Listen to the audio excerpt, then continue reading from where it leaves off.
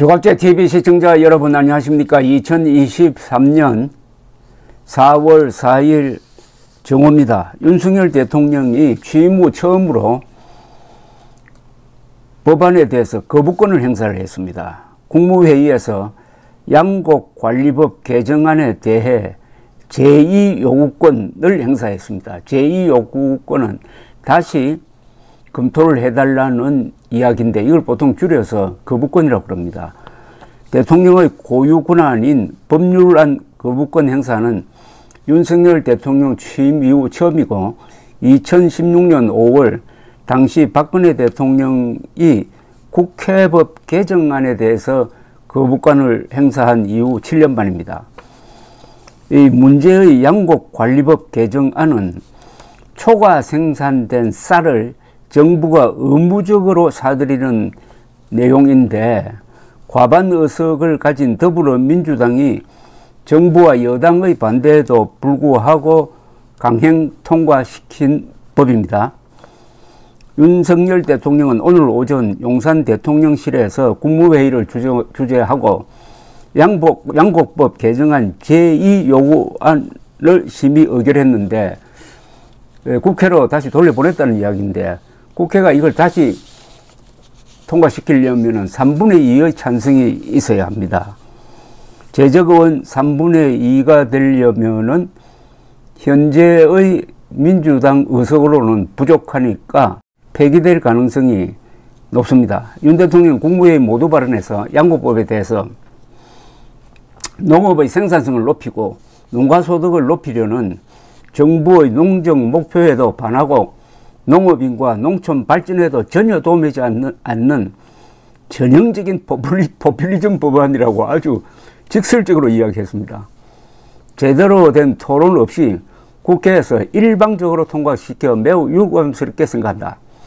이번 개정안은 시장의 쌀 소비량과 관계없이 남는 쌀을 정부가 국민의 막대한 혈세를 들여서 모두 사들여야 한다는 남는 쌀 강제 매수법이라고 했습니다. 명칭을 남는 쌀 강제 매수법. 윤 대통령은 법안 처리 이후에 40개의 농업인 단체가 전면 재논의를 요구했고 관계부처와 여당도 윤 대통령에게 제2요구권, 즉 거부권 행사를 건의한 내용도 언급했습니다. 윤 대통령 그러면서 농식품부를 비롯한 관계부처는 쌀 수급을 안정시키고 농가 소득 향상과 농업 발전에 관한 방안을 조속히 만들어주길 당부한다고 했습니다. 윤 대통령이 거부권을 행사하면서 양곡법 개정안은 국회로 다시 넘어가 재논의됩니다. 법안 재의결은 제적의원 과반 출석에 출석의원 3분의 2 이상 찬성을 요건으로 하기 때문에 재의결될 가능성은 크지 않다는 분석이 나오고 있습니다. 주호영 국민의힘 원내대표는 이날 당회의에서 여소야대 상황에서 이런 무리한 법을 막을 방법은 제2요구권밖에 없었다고 했습니다. 반면 더불어민주당 박홍근 원내대표는 대통령 거부권은 대통령 마음대로 힘자랑이라 하는 제도가 아니다 라며 국회 입법권을 정면 거부하는 일이라고 비판을 했습니다. 이 문제는 이 쌀 농사와 관계되는 어떻게 보면 매우 중요한 내용입니다. 그런데 이게 당사자인 농민 그리고 또 농민단체들의 의견이 한 곳으로 수렴되지 않는 상태에서 법안이 통과되었으므로 거부권을 행사할 수 있는 틈이 생긴 겁니다. 이게 농민들의 압도적 지지를 받았으면 윤석열 대통령도 그렇게 하지 못했을 것입니다. 그런데 이 내용을 들여다보면은 이게 과연 농민들을 도와주는 거냐, 농민들을 포함한 국민 전체에 이득이 되느냐 하는 데 대해서는 아니다라는 의견이 압도적이었습니다. 이 문제에 대해서 정부가 지난 3월 23일 한덕수 국무총리가 나와서 왜 이게 거부권을 행사할 수밖에 없느냐 하는 취지의 설명을 한 내용이 있습니다. 그걸 조금 설명을 드리겠습니다. 당시 정부는 이렇게 설명을 했습니다. 결론부터 말씀드리면 이번 양곡관리법 개정안은 우리 국민이 쌀을 얼마나 소비하느냐와 상관없이 농민이 초과 생산한 쌀은 정부가 다 사들여야 한다는 남는 쌀 강제 매수법입니다. 이런 법은 농민을 위해서도 농업 발전을 위해서도 전혀 도움이 되지 않습니다. 쌀은 우리 국민의 주식이며 농업과 농촌 경제의 핵심입니다. 정말 농업을 살리는 길이라면 10조 원도 20조 원도 충분히 쓸 수 있습니다. 그러나 이런 식은 안 됩니다. 안 그래도 지금의 우리 쌀 산업은 과잉 생산과 쌀값 불안이 반복되고 있습니다. 양곡관리법 개정안은 쌀 산업을 더욱 위기로 몰 것으로 우려됩니다. 첫째, 개정안은 시장의 수급 조절 기능을 마비시킵니다. 그 피해는 고스란히 농민들에게 돌아갑니다. 지금도 정부는 반복되는 생산 과잉으로 가격이 폭락할 때는 남는 쌀을 사들이는 쌀 시장 격리를 실시하고 있습니다. 하지만 이 조치는 시장이 제 역할을 못하는 긴급한 상황에 한해 최소한의 수준으로 이루어져야 합니다. 쌀이 남아 도는데도 영구히 무조건 사들이는 것은 시장의 수급 조절 기능을 더욱 무력화시킵니다. 공급 과잉이 더 심해지고 가격은 더 떨어질 것입니다. 지금은 어떻게든 쌀 소비를 늘리거나 품질 좋은 쌀을 생산하고자 노력하는 농민들이 많지만 앞으로는 그래야 할 이유마저 사라지게 됩니다. 초과 생산하면 정부가 사주니까 이제는 농민들의 자립 의지가 없어진다는 거죠. 개정안이 시행되면 현재 23만 톤 수준의 초과 공급량이 2030년에는 63만 톤을 넘어서고 쌀값은 지금보다도 더 떨어져 17만 원 초반대에 머무를 것으로 농촌경제연구는 전망하고 있습니다. 그 피해는 고스란히 농업인들이 입게 됩니다. 특히 영세 농업인들이 가장 큰 타격을 받을 것입니다. 정부가 초과 생산량을 사준다고 하니까 쌀을 더 많이 생산하고 그러면 값은 더 떨어질 것이다. 정부의 지금 취지는 쌀 경작 면적을 줄이겠다는 건데 완전히 반대로 간다 이런 이야기죠. 둘째, 미래 농업에 투자해야 할 재원이 사라지게 됩니다. 개정안에 따른 재정 부담은 연간 1조 원 이상입니다. 이 돈이면 300개의 첨단 스마트팜을 조성하고 청년 벤처 농업인 3,000명을 양성할 수 있습니다.